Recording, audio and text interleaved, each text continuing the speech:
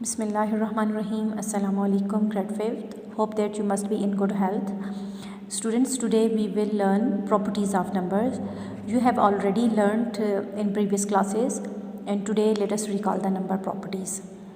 First one is the commutative law, or we can say that commutative property. Second one is associative law, or we can say that associative property. And third one is distributive law or distributive property.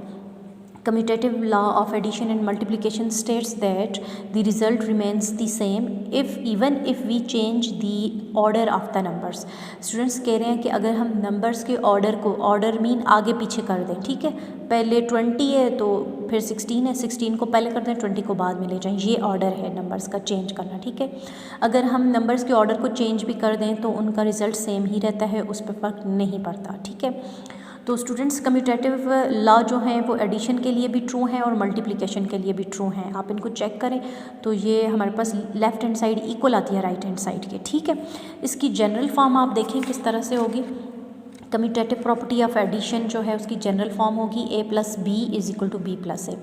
इसी तरह commutative property of multiplication के लिए a × b = b × a, ये general form है, ठीक है। Addition के लिए प्लस लग जाएगा और मल्टीप्लिकेशन के लिए मल्टीप्लाई का साइन लग जाएगा, ठीक है स्टूडेंट्स।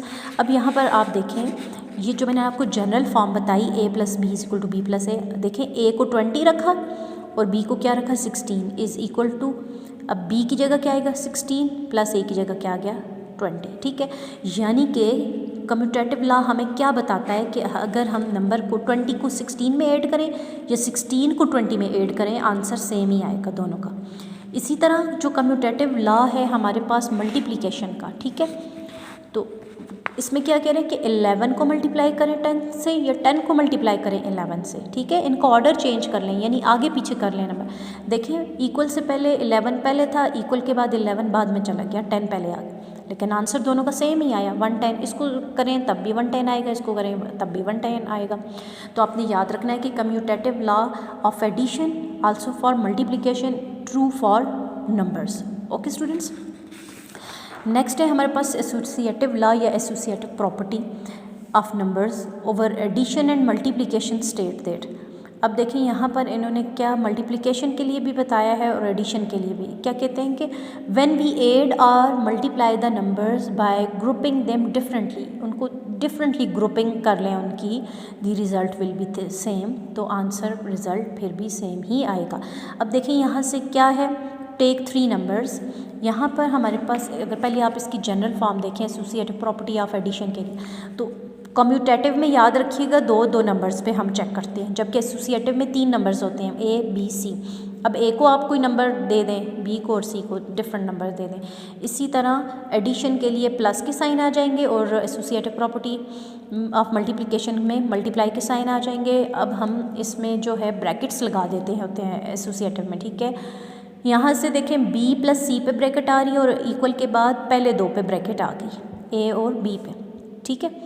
ये हमने इनको क्या कर लिया, ग्रुपिंग कर ली इनकी डिफरेंटली, यानी पहले इन दोनों का ग्रुप बना दिया था, इक्वल के बाद ए बी का ग्रुप बना दिया, ठीक है स्टूडेंट्स। तो ये जनरल फॉर्म्स हैं इसकी। अब यहाँ पर देखिए यानी ए को 9 रखा, बी को 10 और सी को 8। अब पहले जो हमने ग्रुप बनाया 10 और 8 का बनाया था, इक्वल के बाद 9 और 10 का बना दिया। अब 10 + 8 18, 18 + 9 27। अब इस तरह से अगर करें 9 + 10 19, 19 + 8 27, देखें आया तो 27 ही। So associative law of addition true for numbers, ये होल्ड करती है प्रॉपर्टी। इसी तरह से अब आप देखें 10 और 8 का पहले आपने ग्रुप बना दिया और इक्वल के बाद 9 और 10 का ग्रुप बना दिया, लेकिन जब आपने मल्टीप्लाई किया तो आंसर सेम ही आया।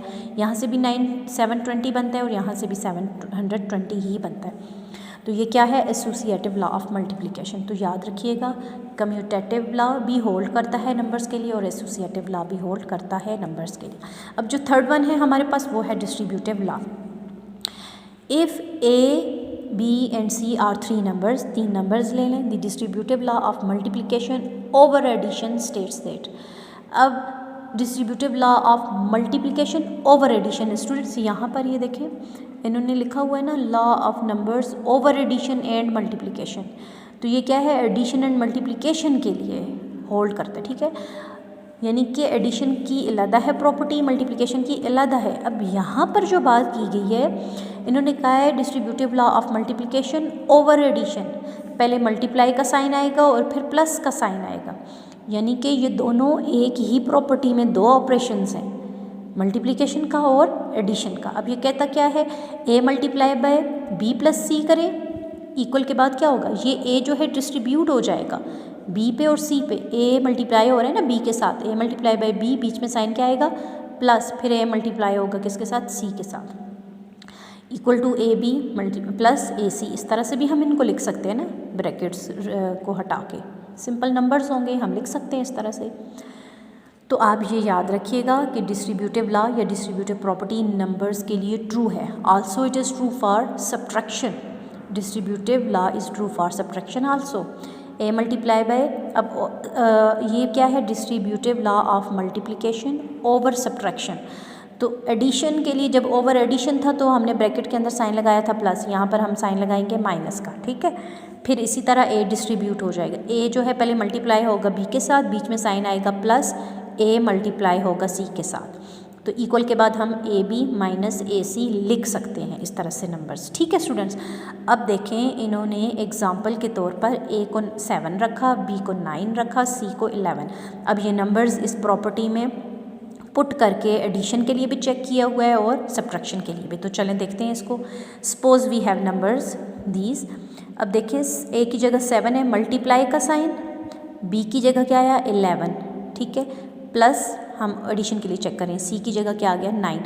अब यहाँ से देखें आप, और इक्वल के बाद ये क्या होगा, ये 7 इस पर डिस्ट्रीब्यूट हो जाएगा, 7 मल्टीप्लाई होगा 11 के साथ भी, प्लस 7 मल्टीप्लाई होगा 9 के साथ भी, ठीक है जी। अब जब 7 को मल्टीप्लाई कर रहे हैं 11 से 77, और 7 को मल्टीप्लाई किया 9 से 63, और ये लेफ़्ट हैंड साइड देखें जी, 11 प्लस 9 कितने हो गए 20, 20 मल्टीप्लाई बाय 7 140, और 77 प्लस 63 किया 140। लेफ़्ट हैंड साइड इक्वल आ गई राइट हैंड साइड के। Similarly we will check for subtraction, distributive law of multiplication over subtraction. तो स्टूडेंट 7 मल्टीप्लाई बाय 11 माइनस 9, तो पहले हम किसको सॉल्व करते होते हैं, ब्रैकेट को। 11 माइनस 9 क्या आएगा 2, यहाँ से क्या आएगा 77 आ जाएगा, 7 9 टाइम्स 63 साइन माइनस का, 7 2 ज़ार 14, 77 में से 63 को माइनस किया तो क्या आएगा 14। लेफ्ट हैंड साइड इक्वल आ गई राइट हैंड साइड के। तो स्टूडेंट्स आपने याद रखना है distributive law of multiplication over addition also for subtraction true है नंबर्स के लिए। आज स्टूडेंट्स हमने क्या सीखा, हमने प्रॉपर्टीज़ ऑफ नंबर्स सीखी, हमने commutative law of multiplication, commutative law of addition, दो प्रॉपर्टीज़ कम्यूटेटिव की सीखी। इसी तरह दो जो हैं एसोसिएटिव की, एडिशन आल्सो फॉर मल्टीप्लिकेशन, ठीक है। इसी तरह दो प्रॉपर्टीज़ हैं distributive law of multiplication over addition also for subtraction. तो याद रखना है कि ये हमारे पास बन जाती हैं 6 प्रॉपर्टीज़, दो कम्यूटेटिव की, दो एसोसिएटिव, दो डिस्ट्रीब्यूटिव। तो ये होल्ड करती हैं नंबर्स के लिए, ठीक है स्टूडेंट्स। इससे रिलेटेड आपकी एक्सरसाइज में जस्ट क्वेश्चन नंबर 2 है ट्रू फॉल्स का, ठीक है। तो इंशाल्लाह हम नेक्स्ट जो है यही सॉल्व करेंगे, इसकी जो हमारे पास ऑब्जेक्टिव पार्ट है इस एक्सरसाइज का उसको सॉल्व करेंगे। आज आपने अच्छी तरह से इन प्रॉपर्टीज़ को समझना है और बस आपने इनको याद कर लेना ही है कि ये जनरल फॉर्म्स जो हैं मैंने आपको बताई हैं, और फिर क्या हैं यही ABC को हम 1 2 3 नंबर डिफरेंट दे सकते हैं। ये जनरल फॉर्म्स आपको आनी चाहिए, ठीक है, क्योंकि ये आप आगे जहाँ भी आप नेक्स्ट ग्रेड में जाएंगे नेक्स्ट, तो ये आपको काम आएंगे वहाँ पर, ये आपकी अभी बेसिक है, ठीक है स्टूडेंट्स। इससे रिलेटेड कोई एक्सरसाइज में क्वेश्चन नहीं है।